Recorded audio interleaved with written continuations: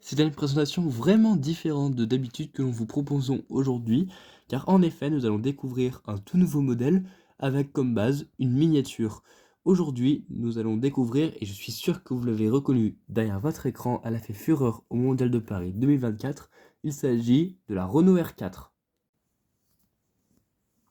Avec Luca De Meo, on surfe sur la vague rétro chez Renault.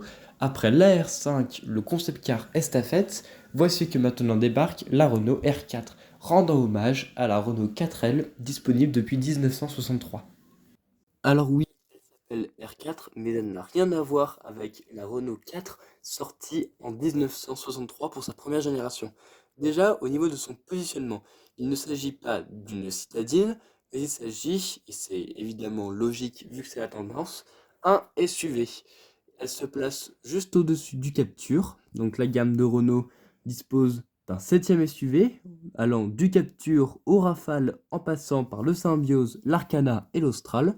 La R4 est donc le 7e SUV disponible dans la gamme Renault. Alors attention, parce que contrairement au Captur, il s'agit d'une voiture 100% électrique. C'est en fait un Captur électrique, on pourrait dire, pour schématiser dans la gamme Renault. Alors esthétiquement déjà, donc, on a un SUV, donc des protections plastiques tout autour de la voiture, des grosses jantes, une face avant qui n'a aussi rien à voir avec son ancêtre, hormis la forme des feux ronde. On retrouve également un masque noir surplombé d'un logo éclairé, c'est une première chez Renault sur un modèle de série. On retrouve également un pare-choc assez imposant.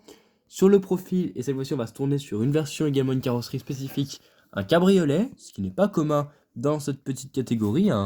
Il n'y a peut-être que l'Aigo Cross qui pourrait rivaliser, et encore, l'Aigo Cross est plus petite. Sur le profil, donc, ce qu'on trouve, donc, ce sont ces grosses jantes. Et on retrouve également une petite originalité. Il s'agit, regardez, au niveau de l'aile du côté droit et gauche, vous avez un petit sticker qui est apposé avec le nom 4L qui est dessus. C'est original. On retrouve également des portes assez grandes et également une vitre de custode arrière ressemblant par contre cette fois-ci à la Renault 4L, sorti donc en 1963. Du côté de l'arrière, ce qui sont notables là par contre, également point stylistique rappelant également la 4L, il s'agit des feux arrière en forme de gélule. À l'intérieur de la Renault R4, on découvre une planche de bord strictement identique à celle de la R5.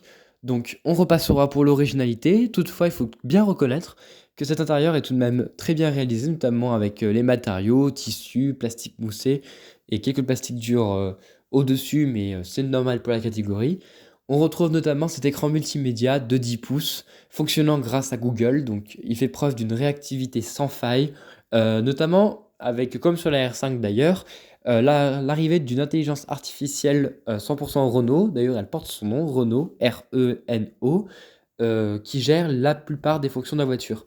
Face au conducteur, une instrumentation numérique de 8 pouces, assez bien réalisée avec les caractères bien affichés. Alors, la tablette tactile et l'instrumentation sont dans un support laqué noir, façon Mercedes Classe A. On retrouve également les touches capacitives et également le problème des trois commodos derrière le volant, pas très pratique. La Renault R4 utilisera les mêmes blocs que la R5, à savoir des motorisations exclusivement électriques, disponibles en 95, 120 et 150 chevaux, avec des batteries entre 42 et 52 kWh. L'autonomie estimée est entre 300 et 410 km selon la taille de la batterie et selon l'homologation WLTP. Pour l'heure, une seule motorisation est disponible, il s'agit du 150 chevaux, le 120 et le 95 seront déclinés ultérieurement et seront présents également à la commercialisation ultérieurement. Également, côté recharge, la version 150 chevaux haut de gamme acceptera des recharges en courant continu de 100 kW, ce qui permettra de passer de 10 à 80% de la batterie en 30 minutes. Et en recharge à domicile, on a du 7 kW de série et 11 kW en option. À noter que la Renault R4 ne pourra pas bénéficier de charge en courant continu sur ses versions 95 et 120 chevaux, exactement comme sur la R5. Question tarif, il y a encore des inconnus, mais Renault nous a promis une version à moins de 30 000 euros. La commercialisation, elle, interviendra en 2025.